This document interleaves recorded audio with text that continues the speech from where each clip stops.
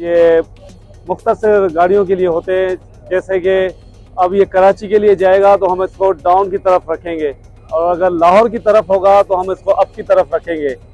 और इसको हम हाथों से घुमाते हैं, यानी कि मैनुअल सिस्टम है। और जो कराची शेड है और लाहौर है उसमें मोटर सिस्टम लगा हुआ है, वहाँ मोटर के जरिए घूमता है। और ये इंजन इतने वजनी होते हैं, इसको हम मेहनत करके इसको घुमाते हैं, 2-3 बंदे होते हैं। ये जब हम इंजन लेकर आते हैं तो ये सारे इसके जो पॉइंट है, 2 पॉइंट होते हैं, इसके लीवर कहते हैं।